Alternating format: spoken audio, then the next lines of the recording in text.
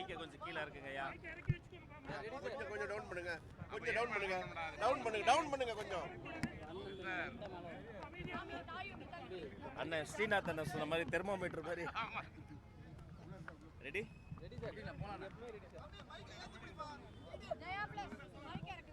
அனைவருக்கும் தமிழ் வணக்கம். இன்றைய தினம் சிலப்பதிகாரத்திற்காக மாநாடு கண்ட மாமனிதர், தமிழ், தமிழர், தமிழ்நாடு என்று வாழ்ந்த ஒரு மாபெரும் உணர்வாளர், தமிழ் காதலர், தமிழ் பித்தர், பேரவை செல்வர், சிலம்பொலி செல்வர் ஐயாவினுடைய இந்த பிறந்த நாளில் அவருடைய திருவுருவ சிலைக்கு மாலை அணிவித்து மரியாதை செய்யக்கூடிய வாய்ப்பு காலம் எங்களுக்கு கொடுத்திருக்கிறது. எண்ணி மகிழ்ச்சி அடைகிறோம். இன்றைய தினம் எங்களுடைய சீனியர் மினிஸ்டர் மாண்புமிகு அமைச்சர் அண்ணன் என் ஆனந்த் அவர்களினுடைய தலைமையில் நம்முடைய அமைச்சர் வெங்கட்ரமணன் அவர்கள், நான் மற்றும் எங்களுடைய பாசத்திற்கிற சட்டமன்ற உறுப்பினர் அனைவரும் சேர்ந்து ஐயாவிற்கு மரியாதை செய்திருக்கோம். ஐயாவினுடைய நினைவுகளை போற்றுவோம். அவர் காட்டிய வழியில் தமிழுணர்வோடு பயணிக்க வேண்டும் என்பதை இந்த நேரத்தில் நான் சுட்டிக்காட்டேன். சார், இப்போ உலகத்தமிழ் மாநாடு நீங்கள் நடத்துவீங்களா? ஏன்னா ரொம்ப நாள் ஆச்சு. அண்ணா அதுக்கப்புறம் எம்ஜிஆர் நடத்தினாங்க, ஜெயலலிதா நடத்தினாங்க, அதுக்கப்புறம் உலகத்தமிழ் மாநாடு நடத்தியா. அப்போ இந்த தாவேக அரசு இப்போ நீங்கள் ஏன்னா இந்த நேரத்தில் கேட்குற காரணம் என்னன்னா, தமிழ் மாநாட்டுக்காக பெயர் பெற்ற ஒரு இப்போ இந்த நீங்கள் உலகத்தமிழ் மாநாடு தாவேக அரசு நடத்துமா? எப்போ நடத்தும்? எப்படி உங்களுக்கு மட்டும் உளவு தகவல்லாம் கிடைக்குதா எனக்கு தெரியல. தமிழனுக்கு என்று ஒரு நாடு இல்லை, ஆனால் தமிழர்கள் இல்லாத நாடே இல்லை. 196 நாடுகளில் தமிழர்கள் வாழ்கிறார்கள் இல்லையப்பா. அண்ணாலாம் தமிழ் தொண்டு, தமிழ் காதலர், எவ்வளவோ தமிழ் சேவைகள் செய்கிறோம். உலகமெல்லாம் இருக்கு. தெருவெல்லாம் தேமுதிர தமிழோசை ஓங்கி ஒலிக்கிறது என்பது உண்மைதான். ஆனால் அவர்களை ஒருமைக்குள்ளார ஒன்றுபட்டு ஒரு குடையின் கீழார ஒரு மகாநாடு நடத்தி வெகு நாட்கள் ஆகிவிட்டது. தமிழன்னை காத்திருக்கிறார். அது மிக சிறப்பாக நடத்துவதற்காக மாண்புமிகு முதலமைச்சர் அவர்களோடு கலந்து ஆலோசித்து வெகு விரைவில் நல்ல அறிவிப்பு வர இருக்கிறது. அதற்கான ஆயத்த பணிகள் தொடங்கிவிட்டது. அதற்கான பயணத்திற்கான அந்த முதல் அடி, உலக பயணத்தை வீட்டில் இருந்து தானே முதல் அடி எடுத்து வச்சு தொடங்கணும். அந்த பயணத்திற்கான முதல் அடி அடுத்த வாரத்தில் நான் தொடங்கி வைக்க போகிறேன். எல்லா விஷயத்திலையும் நீங்கள் சப்போர்ட் பண்ண மாதிரி இந்த தமிழ் தொண்டில் உங்களுடைய அன்பையும் ஆதரவையும் நான் கூறுகிறேன். விரைவில் நல்ல அறிவிப்பு காத்திருக்கேன். மலேசியாவிலிருந்து அவங்க வந்திருந்தாங்களா இல்லை நீங்கள் வந்து இப்போ எந்த மாதிரி கீழே தேயம் மலேசியா பக்கம் தான் போகணுமா? இந்த பக்கம் மேலை நாட்டில் போய் இந்த ஏழை நாட்டு சார்பாக ஒரு மாநாடு நடத்தக்கூடாதா? பொறுத்திருந்து பாருங்கள். முதலமைச்சர்கிட்ட பேசி அதிகாரிகள்கிட்ட போய் அதை வந்து ஆய்வு செய்து அப்புறம் தான் அறிவிக்கிறோம், முறைப்படி அறிவிப்போம்.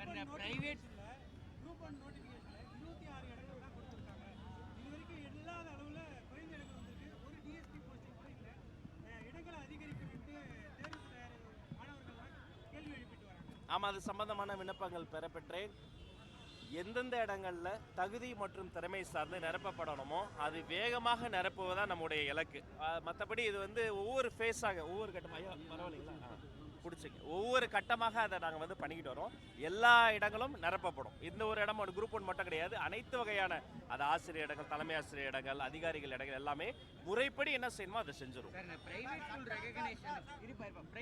ரெகக்னைசேஷனுக்கு வந்து எந்த விதமான பார்ட்டி ஃபண்டு வாங்குறதில்லை அப்படின்றத சொல்லியிருந்தீங்க. ஆனால் பிரைவேட் ஸ்கூலில் அரசு நிர்ணயம் செய்யக்கூடிய கட்டணத்துக்கு விட கூடுதலாக கட்டணம் வசூலிக்கக்கூடிய பள்ளிகள் மீது என்ன நடவடிக்கை எடுத்திருக்கிறோம், அதை வெளிப்படையாக அறிவிக்க வாய்ப்பு இருக்குது. இந்த பக்கம் அரசியல்வாதிகள் தவறு செய்தாலோ, என் பேரை சொல்லி அதிகாரிகள் தவறு செய்தாலோ கொஞ்சம் கூட அனுமதிக்காதீங்க, யாருக்கும் கொடுக்காதீங்க. ஏற்கனவே அதை நான் உறுதியாக சொல்லியிருக்கிறேன்.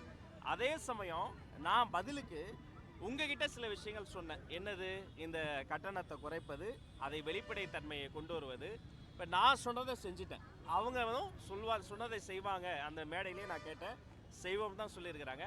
ஒரே நாளில் செய்ய முடியாது, ஆனால் ஒவ்வொரு நாளாக ஒவ்வொரு விஷயமாக செய்ய வேண்டும் என்பதை இதன் மூலமாக நான் மீண்டும் வலியுறுத்தி கேட்டுக்கொள்கிறேன். சண்முகம்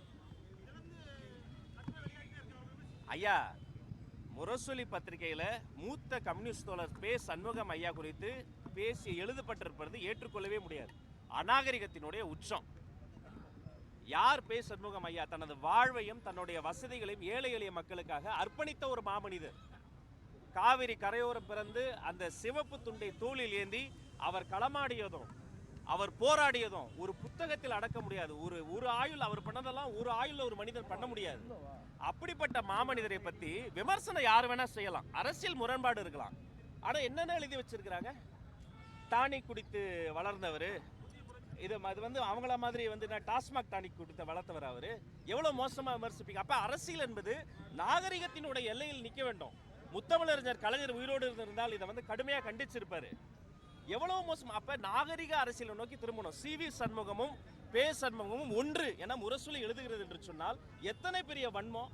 அப்ப சி.வி. சண்முகம் ஐயா அவருடைய அரசியல்ல அண்ணா திராவிட கட்சியில அவர் ஒரு களமாடி வராரு. அவரை ஏசுவதற்கு சிறுமைப்படுத்துற பயன்படுத்துறீங்கன்னா அப்ப சி.வி. சண்முகம் ஐயா குறித்து உங்க மதிப்பீடு என்ன? அவரையும் பே. சண்முகம் ஐயா ஒப்புமை சொல்றாங்கன்னா பே. சண்முகம் ஐயா குறித்து உங்களுடைய மதிப்பீடு என்ன? தமிழக வெற்றி கழகம் சார்பில் இதை நான் கடுமையாக கண்டிக்கிறேன். சிவப்பு துண்டு இதை போல சிறுமை செய்தால் இரட்டை போரை அணை பார்த்துக்கிட்டு சும்மா இருக்காது. அனைவரும் நாகரிகத்தின் எல்லையை கருதி அதோடு நிற்க வேண்டியது கடமை. படிக்கிறபடியா இருந்தது, அது வேதனையாக இருக்கிறது. அது வந்து ஒரு மூத்த கம்யூனிஸ்ட் தோழரை வந்து 1, 2, 3 சிந்துபாத் கதைகள் மாதிரி போட்டு வன்மத்தை கக்குவதற்கு ஒரு சீரீஸா இது வந்து ஏற்புடையதே கிடையாது. ஆமா,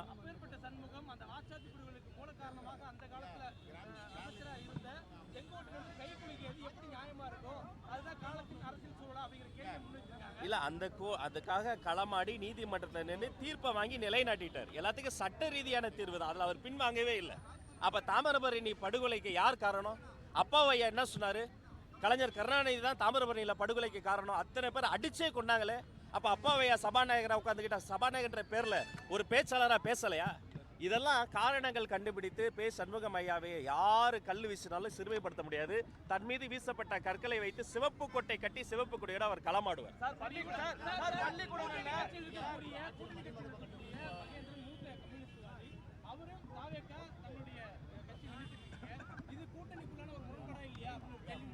இல்ல, இது ஜனநாயகத்தினுடைய வெளிப்பாடு. யாரு வேணா ஆரோக்கியமா யாரு வேணா விமர்சனம் செய்யலாம். மாப்போசி ஐயாவினுடைய நிகழ்வுக்கு வந்திருக்கிறோம். இதை தாண்டி நான் அரசியல் பேச விரும்பல. ஆனா உறவுக்கு கை கொடுப்போம், உரிமைக்கு குரல் கொடுப்போம் என்பதை இந்த நேரத்தில் சுட்டி காட்டுகிறேன். இருங்க, ஒரு ரொம்ப நேரமா கேட்கிறேன்.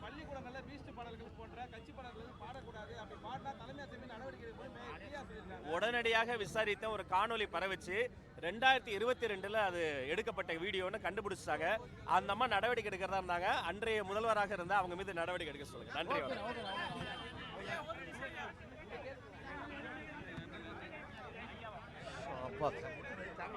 எனக்கு எப்படி முடியுதா?